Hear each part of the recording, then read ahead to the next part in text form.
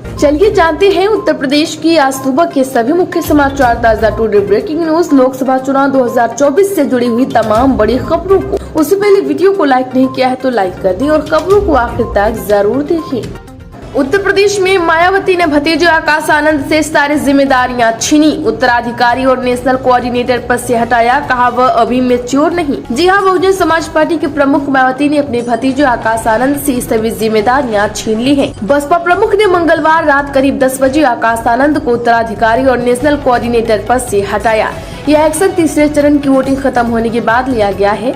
आकाश ने पिछले दिनों एक के बाद एक भाजपा पर हमले किए थे। इस एक्शन को उससे जोड़कर भी देखा जा रहा है।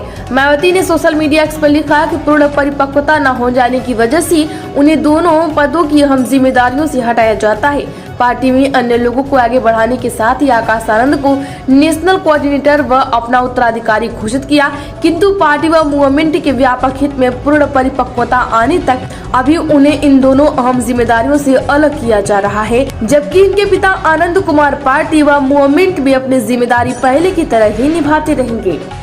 उत्तर प्रदेश के लखनऊ में राजनीतिक दलों के साथ व्यय प्रेक्षकों की बैठक। एफबी, इंस्टा और एक्स पर प्रचार की लेनी होगी अनुमति। निर्दलीय प्रत्याशी सुरक्षा चाहते तो क्या करें आवेदन। दरअसल एफबी, इंस्टाग्राम या एक्स पर प्रचार कर रहे हैं तो पहले अनुमति ले लीजिए।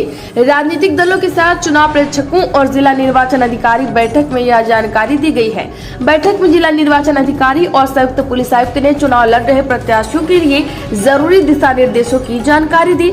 बैठक में व्यय प्रेक्षक लखनऊ ने कहा कि बिना अनुमति के सभा, रैली या कोई भी निर्वाचन संबंधित प्रचार प्रसार नहीं किया जाएगा। चुनाव प्रचार के लिए अनुमति लेना अनिवार्य है।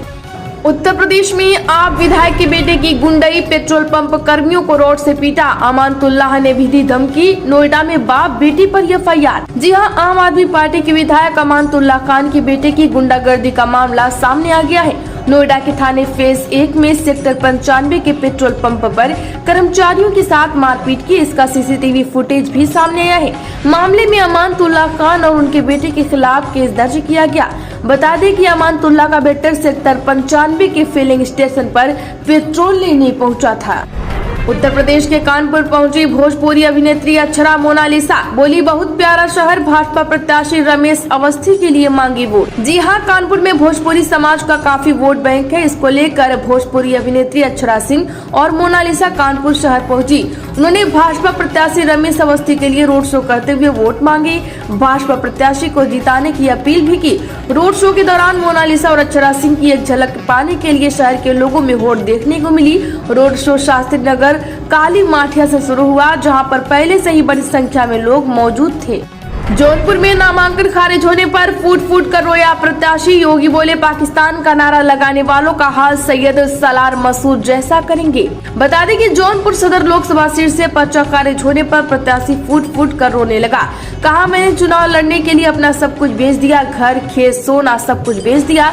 30 से 35 लाख खर्च कर चुका हूँ, मैं बर्बाद हो गया। वहीं सीएम योगी ने बहराइच में कहा कि पाकिस्तान का नारा लगाने वालों का वही हाल करेंगे जो हाल महाराजा सुहेलदेव ने सैयद सलार मसूद का किया था। भिखमंगे पाकिस्तान का नारा लगाने वाले वहीं चले जाएं, यहाँ पर बोझ न बने। वाराणसी में भाजपा विधायक को लोगों ने भगाया, समर्थकों की टोपी उतारी, घेर कर बोले, वापस जाओ, अब यहाँ क्यों आए हो। जी हाँ, वाराणसी में वोट मांगने गए बीजेपी विधायक सौरभ श्रीवास्तव को विरोध का सामना करना पड़ा। नंगमा में लोगों ने विधायक और उनके समर्थकों को घेर कर गुस्सा जताया। विधायक को खरी खोटी सुनाई। गली में जाते ही बोले, यहाँ क्यों आए हो, वापस जाओ। इसका वीडियो भी सामने आ गया है। करीब 1 घंटे तक विधायक लोगों को समझाने की कोशिश करते रहे, लेकिन लोग उनके वादों को फर्जी और झूठ बताते रहे। आक्रोशित नागरिकों ने विधायक के समर्थकों की टोपी भी उतार दी। विधायक से लिखित आश्वासन भी लिया। इसके बाद विधायक ने अधिकारियों को फोन कर जनता की बात सुनने को कहा। लखनऊ का नाम बदलने की उठी मांग। भारतीय हिंदू महासभा के कार्यकर्ताओं का प्रदर्शन। सपा पर महाराणा प्रताप का अपमान करने का लगाया आरोप। जी हां, लखनऊ के हुसैनगंज स्थित महाराणा प्रताप की मूर्ति पर भारतीय हिंदू महासभा के राष्ट्रीय प्रवक्ता शशि चतुर्वेदी ने अपने साथियों के साथ मैनपुरी की घटना को लेकर विरोध प्रदर्शन करते हुए सपा पर आरोप लगाया है कि उनके कार्यकर्ताओं ने महाराणा प्रताप का अपमान किया है। उन सभी लोगों पर एनएसए के तहत कार्रवाई की जाए। हुसैनगंज का नाम बदलकर महाराणा प्रताप के नाम से रखने की मांग की गई है।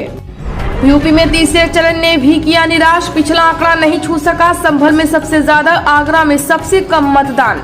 जी हां, लोकसभा चुनाव के तीसरे चरण में यूपी की 10 सीटों पर मंगलवार को हुए मतदान ने भी पहले के 2 चरणों की तरह निराश किया। तीसरे चरण में मंगलवार शाम 8 बजे तक 57% तक मतदान हुआ।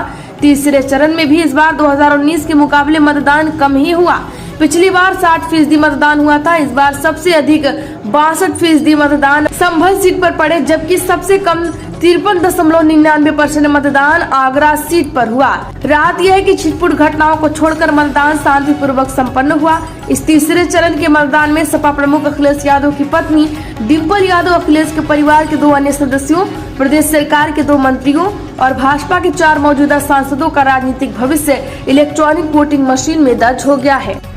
उत्तर प्रदेश के कुशीनगर में भाजपा प्रत्याशी विजय दुबे ने किया नामांकन। कैबिनेट मंत्री संजय निषाद और आरपीएन सिंह रहे मौजूद। पहले दिन भी के 9 पर्चे। बता दें कि कुशीनगर में भाजपा प्रत्याशी विजय कुमार दुबे लगातार दूसरी बार चुनावी मैदान में है। आज से शुरू हुए नामांकन के पहले दिन कुशीनगर लोकसभा क्षेत्र से अपना नामांकन पत्र दाखिल किया। इनके नामांकन में उत्तर प्रदेश के कैबिनेट मंत्री संजय निषाद, राज्यसभा सदस्य आरपीएन सिंह, भाजपा जिला अध्यक्ष दुर्गेश राय, 5 विधानसभा के विधायक, वरिष्ठ नेता और कार्यकर्ताओं के साथ भाजपा कार्यालय से नारों और रोड शो करते हुए कलेक्ट्रेट पहुंचे, जहां उन्होंने जिला निर्वाचन अधिकारी के समक्ष 2 सेट में पर्चा दाखिल किया। आगे आगे भैंसे पर प्रत्याशी, इधर पीछे से भाग खड़े हुए प्रस्तावक। बस्ती के अब्दुल का लोकसभा चुनाव लड़ने का टूटा सपना। जी हां, लोकसभा चुनाव में अजब गजब नजारे देखने को मिल रहे हैं। बस्ती लोकसभा क्षेत्र में भी इस तरह का नजारा दिखा, जिसमें एक प्रत्याशी भैंसे पर सवार होकर नामांकन को निकला। हालांकि उसके साथ एक घटना हो गया। प्रत्याशी आगे आगे भैंसे पर सवार होकर चल रहा था। पीछे से प्रत्याशी के प्रस्तावक ही गायब हो गए। प्रस्तावक नहीं होने के कारण प्रत्याशी नामांकन नहीं कर पाए। उत्तर प्रदेश में लोकसभा चुनाव के बीच अखिलेश को एक और बड़ा झटका। प्रदीप सिंह बब्बू ने दिया इस्तीफा, प्रदेश सचिव का पद भी छोड़ा। जी हां, लोकसभा चुनाव के बीच समाजवादी पार्टी के राष्ट्रीय अध्यक्ष अखिलेश यादव को एक और बड़ा झटका लगा है। प्रदीप सिंह बब्बू ने समाजवादी पार्टी के प्रदेश सचिव पद और प्राथमिक सदस्यता से इस्तीफा दे दिया। उन्होंने राष्ट्रीय अध्यक्ष अखिलेश यादव पर अनदेखी करने और चुनिंदा लोगों से घिरे होने का आरोप लगाते हुए आज एक पत्र भी भेजा है। सपा से इस्तीफे देने के बाद उनके भाजपा में जाने की चर्चाएं तेज हैं। उत्तर प्रदेश में कोई भी कीमत चुकाने को तैयार हूं। जौनपुर में चुनावी खेल से बाहर श्रीकला धनंजय सिंह ने चुप्पी तोड़ी। दरअसल जौनपुर में टिकट को लेकर मचे रार के बीच अब धनंजय सिंह की पत्नी श्रीकला ने भी चुप्पी तोड़ी है। श्रीकला ने जौनपुर वालों के नाम एक संदेश सोशल मीडिया प्लेटफॉर्म एक्स पर पोस्ट करते हुए लिखा है कि स्वाभिमान और भविष्य के लिए कोई भी कीमत चुकाने को तैयार हूँ। परिस्थितियाँ कितनी भी विपरीत हों, आपके भरोसे और उम्मीद से कहीं समझौता नहीं करूंगी। उत्तर प्रदेश में सपा, बसपा और कांग्रेस आईसीयू में, इन्हें ऑक्सीजन न देना। शाहजहांपुर में विपक्ष पर बरसे डिप्टी सीएम केशव प्रसाद मौर्य। जी हां, शाहजहांपुर जिले के मिर्जापुर कस्बे में सीएम केशव प्रसाद मौर्य ने विपक्ष पर निशाना साधते हुए कहा कि वह कट्टा और अन्य विनाशक सामान बनाते हैं, हम विकास कराते हैं। केशव प्रसाद बोले कि सपा, बसपा और कांग्रेस आईसीयू में है, इन्हें ऑक्सीजन देने की जरूरत नहीं है। सपा को सांपनाथ, बसपा को नागनाथ और कांग्रेस को कालिया नाग बताया। उन्होंने कहा कि मोदी के तीसरे बार शपथ ग्रहण के बाद एक देश एक वोटर लिस्ट पर काम होगा, साथ ही समान नागरिक आचार संहिता लागू की जाएगी। उन्होंने नारा देते हुए कहा कि 100 में से 80 हमारा, 20 में बंटवारा और बंटवारे में भी हमारा की बात कही। उन्होंने पार्टी कार्यकर्ताओं में हर बूथ पर 370 वोट बढ़ाने के लिए जोश भरा। उन्होंने सपा को समाप्तवादी पार्टी करते हुए भाजपा को भारी बहुमत से जिताने की अपील की।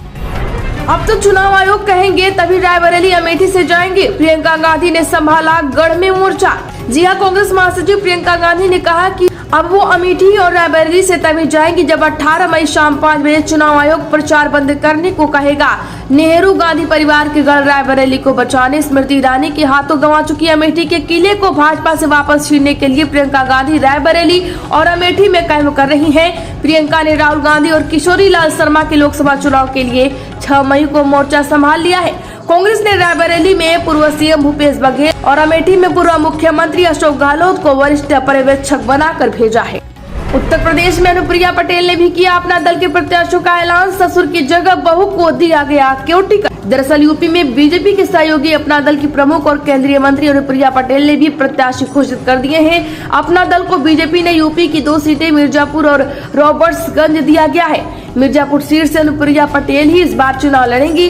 वह इसी सीट से लगातार 2 बार से सांसद रही, तो वहीं रॉबर्ट्सगंज से उन्होंने रिंकी कोल को मैदान में उतारा है। रॉबर्ट्सगंज से फिलहाल अपना दल के पकौड़ी लाल कोल सांसद हैं। उत्तर प्रदेश के वाराणसी में मोदी से चुनाव लड़ने की होड़। पहले दिन 2 नामांकन, 14 ने खरीदा पर्चा, 55 ने भरा चालान। जी हां, देश के सबसे वीआईपी लोकसभा सीट वाराणसी में प्रधानमंत्री नरेंद्र मोदी के सामने चुनाव लड़ने की होड़ नामांकन से पहले ही दिन दिख रही है। अधिसूचना जारी होने के साथ ही लोग पर्चा खरीदने के लिए पहुँच रहे हैं। वहीं 14 लोगों ने अब तक पर्चा खरीद लिया है। 2 प्रत्याशियों ने तो पर्चा दाखिल भी कर दिया है। वहीं 55 लोगों ने ट्रेजरी चालान हासिल किया है। यहाँ से पीएम मोदी के खिलाफ एक बार फिर कांग्रेस ने यूपी अध्यक्ष अजय राय को उतारा है। उत्तर प्रदेश में जनता भाजपा को वोटों से धोएगी। मंदिर परिसर धुलने पर अखिलेश यादव ने दी प्रतिक्रिया। दरअसल समाजवादी पार्टी के प्रमुख अखिलेश यादव ने कन्नौज में गौरी शंकर मंदिर में पूजा अर्चना के बाद परिसर धुलवाने की घटना पर नाराजगी जताई। उन्होंने कहा कि आज हम लोगों के मंदिर जाने पर भाजपा परिसर धुलवा रही है। जनता इन्हें अपने वोटों से ऐसा धोएगी कि दोबारा नहीं लौटेंगी। पीडीए इस बार भाजपा को धोने जा रहा है। उत्तर प्रदेश में सनातनी केवल यज्ञ हवन तक सीमित नहीं थे, राक्षसों का नरसंहार भी करते थे। सीतापुर में गरजे सीएम योगी। जी हां, लोकसभा चुनाव के लिए एक तरफ तीसरे चरण का मतदान हो रहा है तो दूसरी तरफ सीएम योगी की ताबड़तोड़ सभाएं भी जारी है। साथ ही मुख्यमंत्री योगी आदित्यनाथ ने सीतापुर में जनसभा को संबोधित किया। सीएम योगी ने कहा कि सनातन संस्कृति को गाली देना, देश की सत्ता को चुनौती देना, प्रभु राम और कृष्ण के अस्तित्व को चुनौती देना आजकल विपक्षी नेताओं के लिए एक फैशन सा बन गया है। उत्तर प्रदेश में गायत्री प्रजापति की अपील पर सुनवाई से जज ने खुद को किया अलग। मुख्य न्यायाधीश के समक्ष जाएगा मामला। जी हां, हाईकोर्ट की लखनऊ बेंच में सपा सरकार में कैबिनेट मंत्री रहे गायत्री प्रसाद प्रजापति की आपराधिक अपील पर सुनवाई के दौरान 2 सदस्यीय खंडपीठ के एक न्यायमूर्ति ने खुद को सुनवाई से अलग कर लिया है। इसके पश्चात न्यायालय ने मामले को मुख्य न्यायमूर्ति के समक्ष भेजने का निर्देश दिया। उत्तर प्रदेश की फिरोजाबाद के जरासना से बीएलओ हिरासत में फर्जी वोटिंग कराने का लगा आरोप। जी हां, लोकसभा चुनाव के तीसरे चरण के मतदान के बीच यूपी के फिरोजाबाद संसदीय क्षेत्र से एक बीएलओ को हिरासत में लिया गया है। आरोप है कि फिरोजाबाद के नगला घानी गांव में बूथ संख्या 347 पर बीएलओ संजय यादव मतदान को पर्ची बांट रहा था और एक दल विशेष के उम्मीदवार को वोट देने के लिए कर रहा था। इसकी शिकायत पर पुलिस ने उसे हिरासत में ले लिया तो वहीं बीएलओ को जसराना थाने ले जाया गया है।